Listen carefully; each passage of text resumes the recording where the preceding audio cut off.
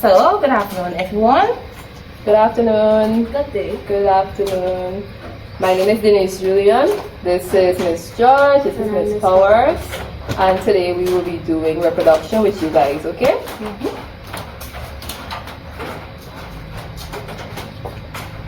So, how do organisms continue to exist? Have you ever wondered how we continue to live on? How there's more plants, more animals? Like, what's the reason for that?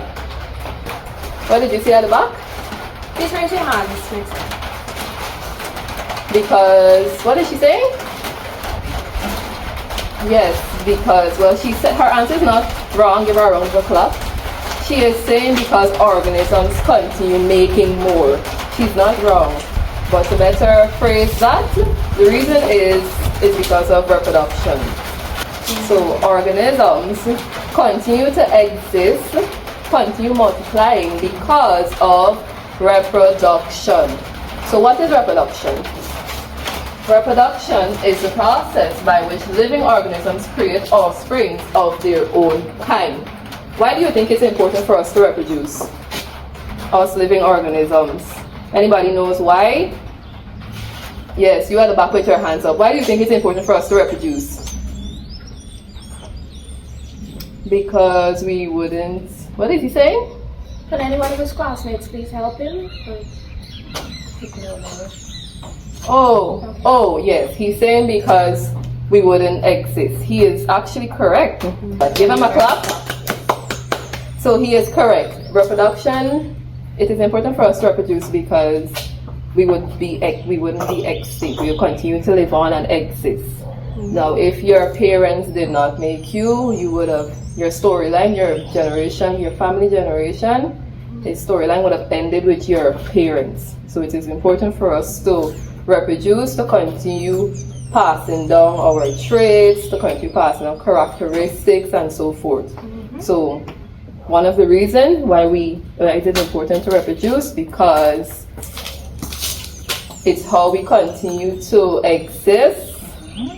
Another reason is, I just stated, yes, traits are passed down from our parents. So the reason you might have some features of your mom or your father is because some of their characteristics, their physical traits was passed down from them to you. That's why there's some sort of resemblance. So that's another reason why it is important. Also, another reason is that and organisms are able to adapt to changing environment because of reproduction. Anyway, the types of reproduction includes sexual and asexual reproduction. So, what is asexual reproduction? Anybody ever heard that word before? Anybody here? No? Alright, I have Miss George to tell you what that is. Alright, class. So, if sexual reproduction means two parent, then asexual reproduction should mean what, class? Asexual. Alright. Very good try. So, asexual reproduction means that we only have one parent, right? And that parent reproduces by themselves. They don't need another parent to join with them to make any offspring or organism, right? Good. So asexual reproduction is a way of creating or making new offspring that only need one parent. Alright? So we are not asexual reproduction. Good. We are sexual reproduction. Good. So we are an example of sexual reproduction. Good.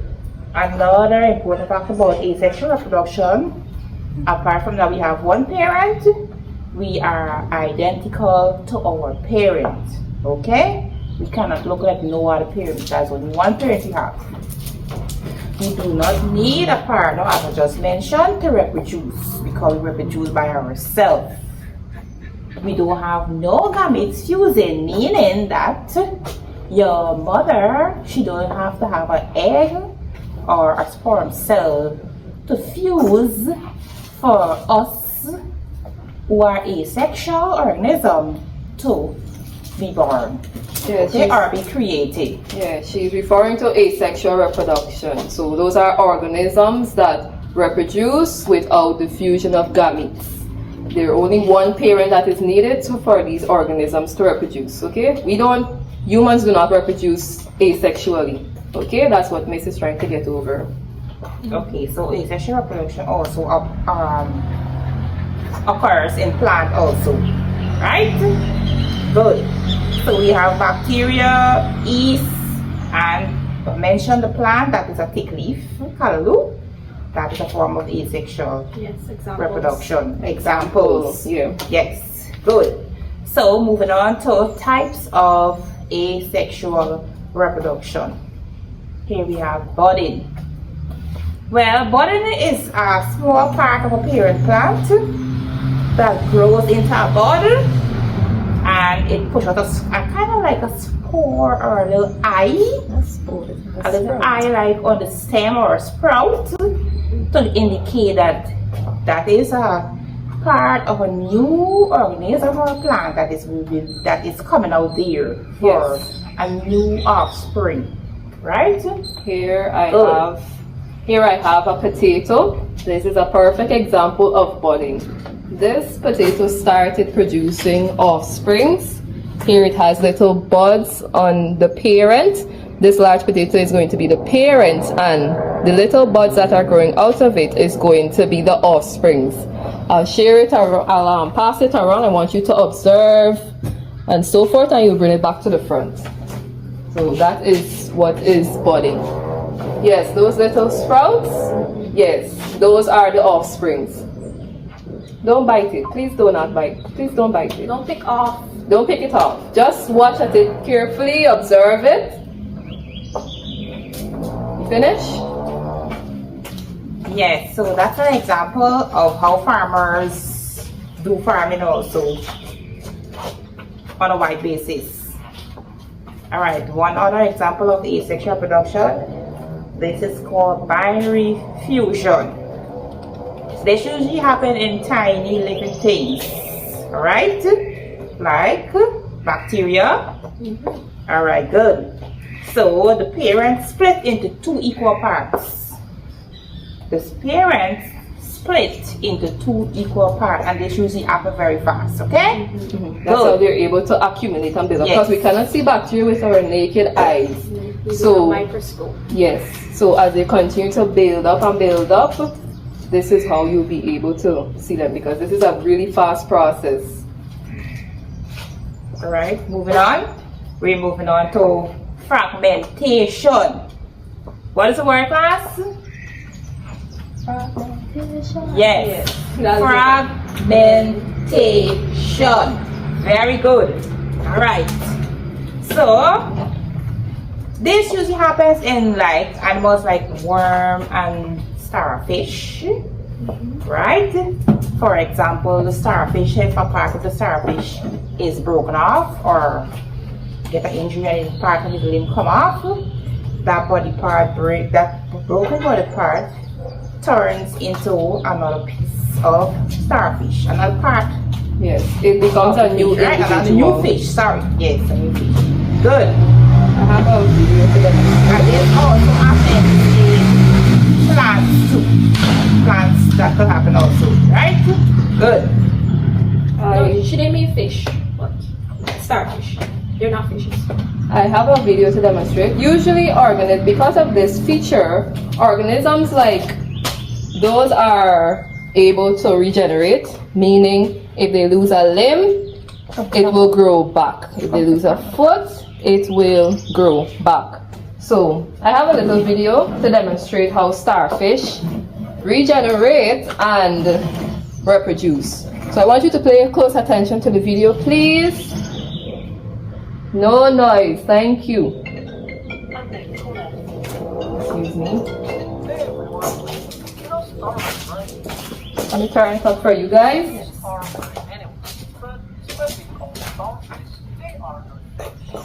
They are invertebrates, so sea star would be more See, as they mentioned, They are invertebrates. approximately 2,000 species of starfish. They usually have 5 arms. No noise. And 12 discs. Some species can have more than 5 arms. Some even have up to 50 arms. Like this thing.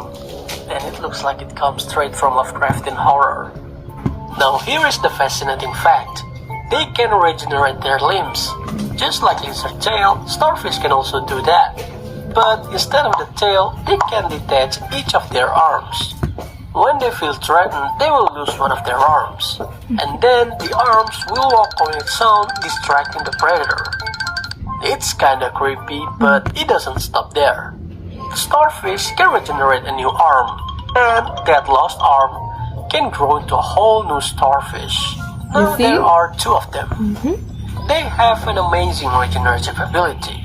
There's a story that a long time ago, some clam fishermen felt starfish destroying their clam harvest because starfish eat the clam. So, to reduce the starfish population and make their clam harvest back to normal, they would catch the starfish, cut them up, and throw them back into the sea. Little did they know that what are they doing is a mistake, because by cutting the starfish, you make their population. Please excuse me, class. So yeah, all the starfish limbs are removed like a reverse pizza. Each of the detached limb can grow into a whole new starfish. Now there's 5 of them. That's all I want to say about starfish. Thank you for watching and see you on the next video. Goodbye. Yes. Any questions? Yes, class. So any questions? So you see how the starfish are able to regenerate. They are able to grow back a limb, and from that cut off limb, or from that fragmented piece that was broken off from them, a new organism is formed identical to the parent. Isn't that cool? What if humans could have reproduced like that? We would have been invincible, don't you think? Overpopulated, I would guess. Yes, true, because every limb that we lose, it would have turned into a new species. So we would have been overpopulated, but at least the death rate would have decreased. Okay? So it's a really cool feature with the starfish and how it produces. Moving on. Alright, so we're still on asexual reproduction. So we are heading on to vegetation propagation.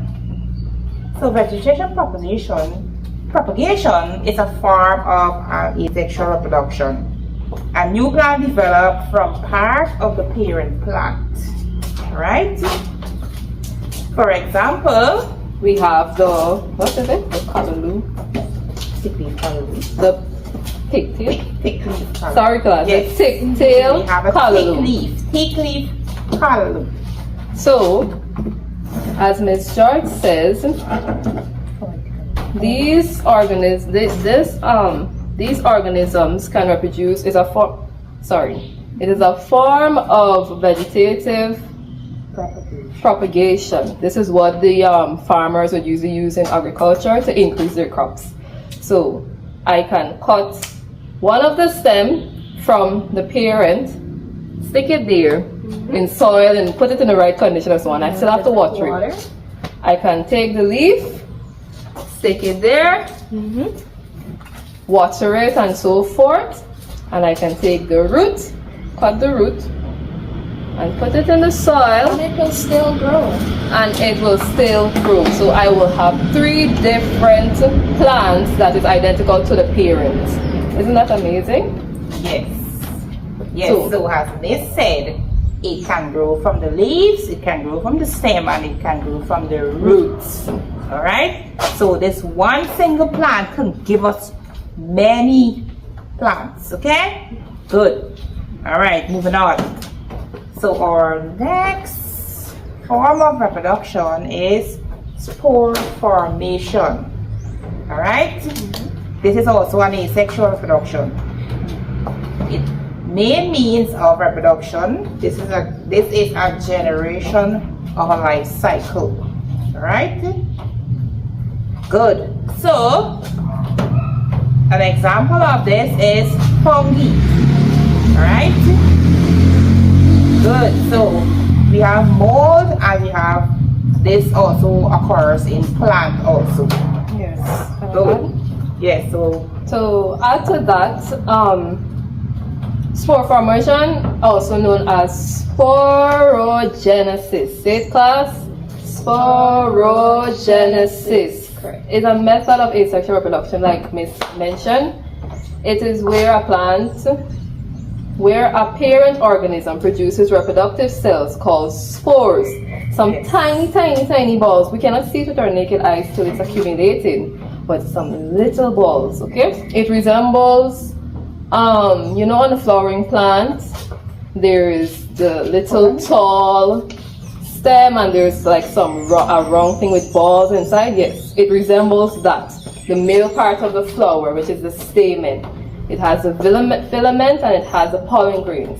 But in this case, this is spores. It's long and it has little balls, okay? Now these spores are typically resistant to harsh conditions and can disperse by wind, water, or insects, allowing for widespread distribution and survival until favorable conditions for germination.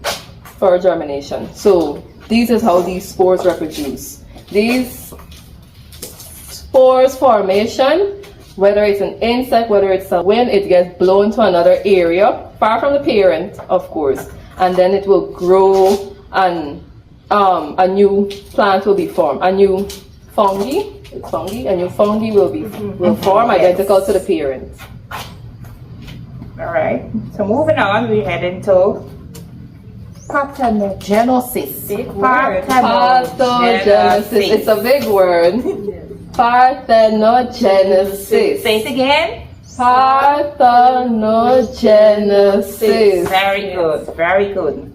So this is also a form of asexual reproduction too, right? Good. So the female produces an embryo, meaning that she produces an egg, right? Good. So the female produces an embryo from an unfertilized egg without the need of a male partner. So therefore, this female, she has eggs, yes, but she doesn't need the use of a male partner to fuse her egg. She does her own thing by herself. She doesn't need any partner. She is independent. Right? She's an independent organism, right? And most times we have these organisms, they live in isolated places or environment that doesn't have much organism there, okay?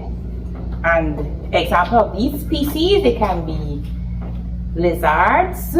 For example, then we have the Komodo dragons. They live in the desert area or an isolated place, and they create or produce their offspring by themselves, right? We also have certain types of fish.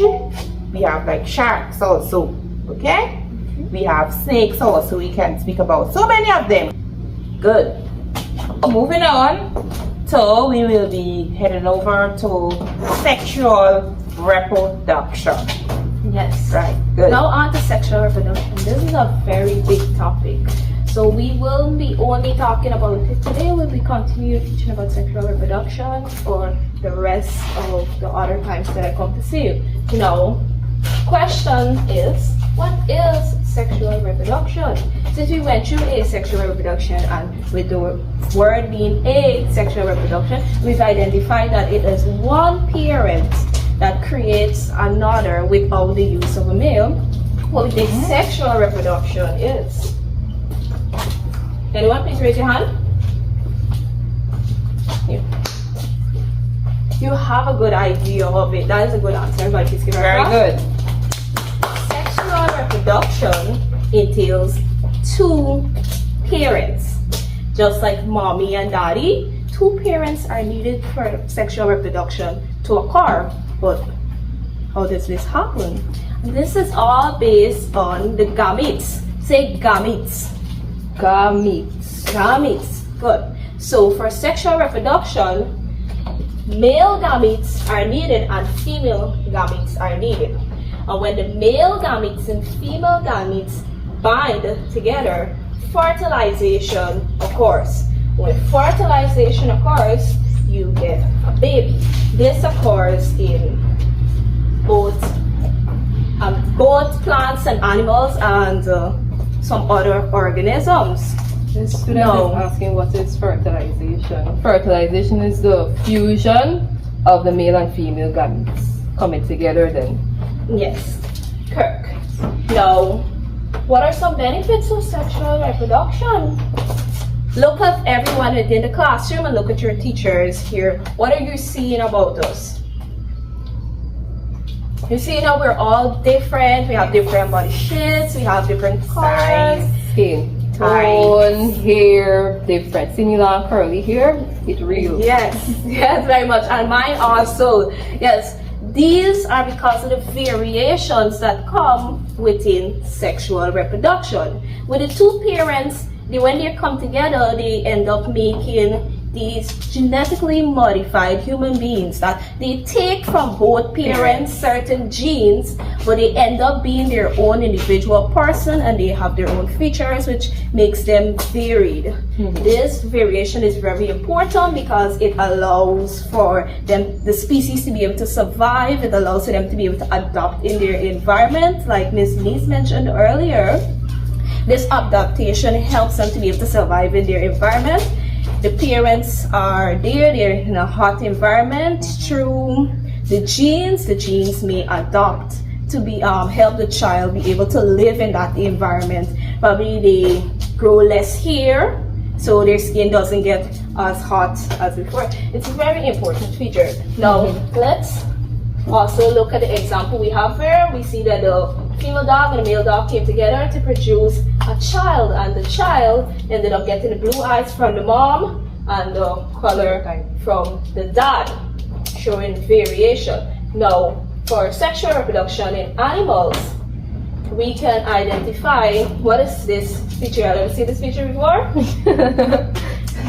Yes, it is a sperm cell or the male gamete, and this is ovaries.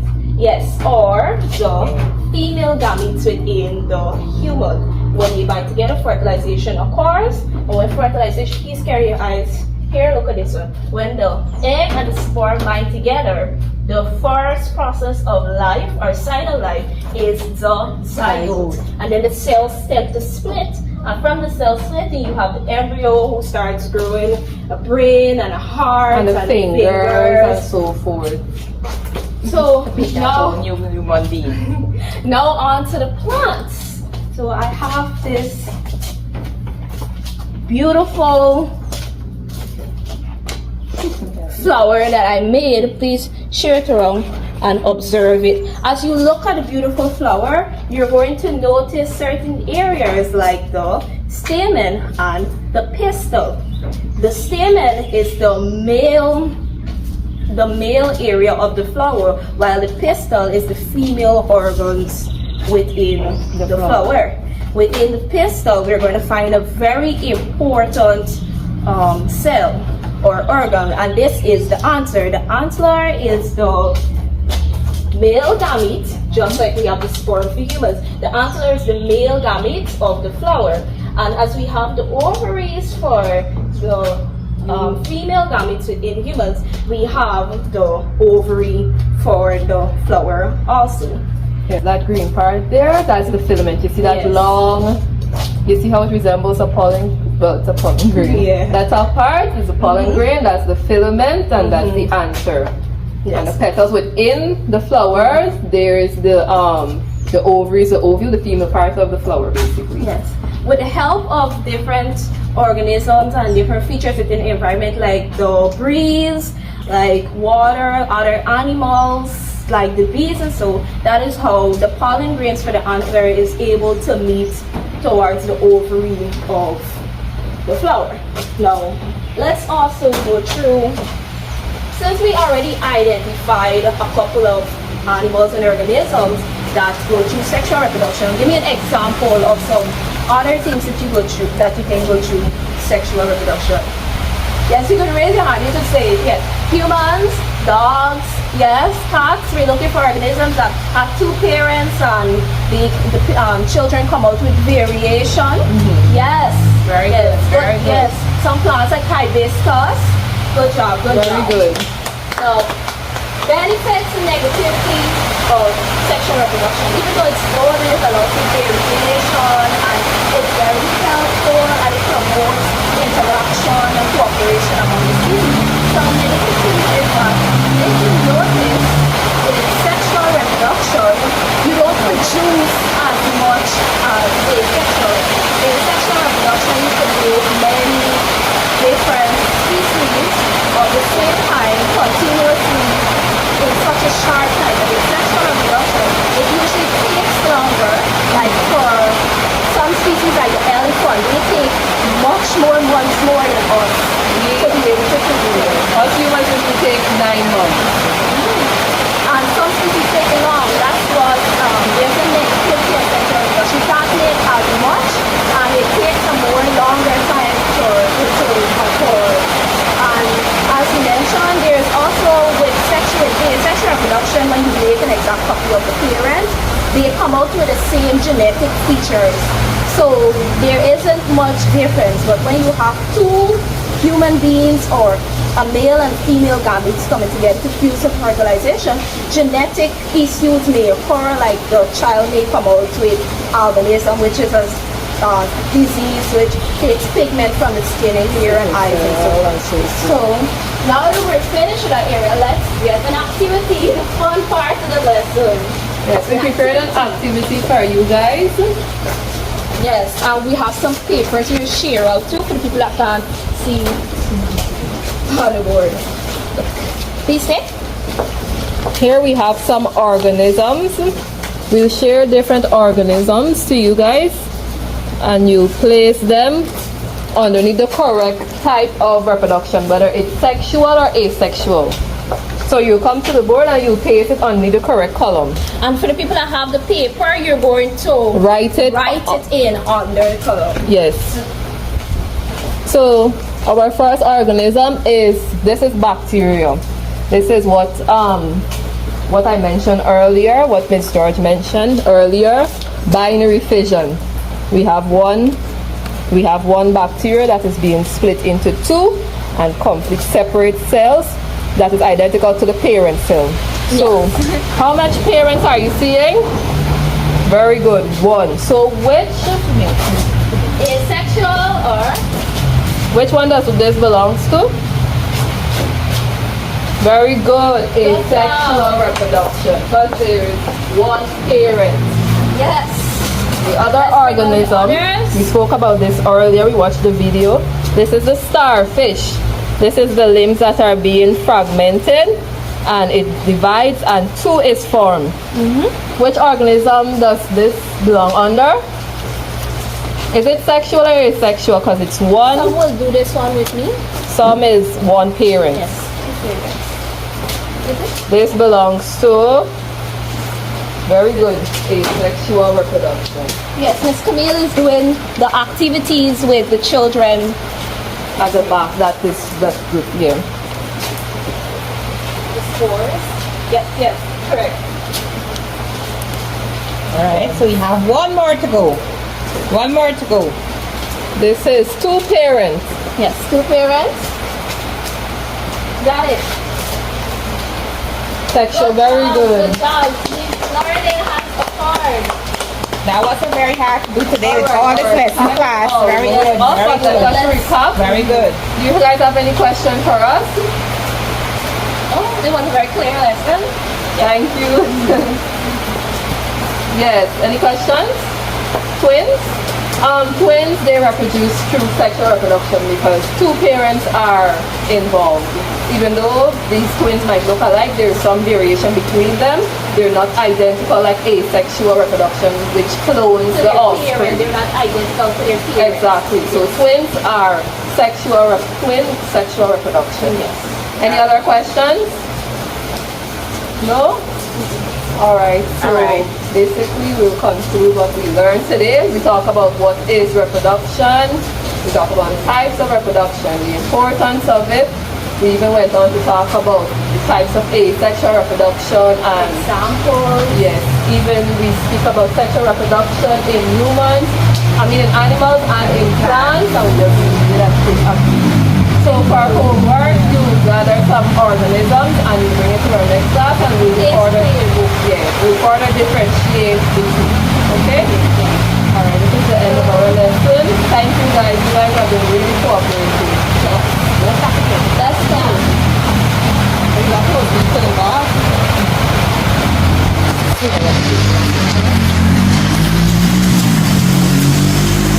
This is the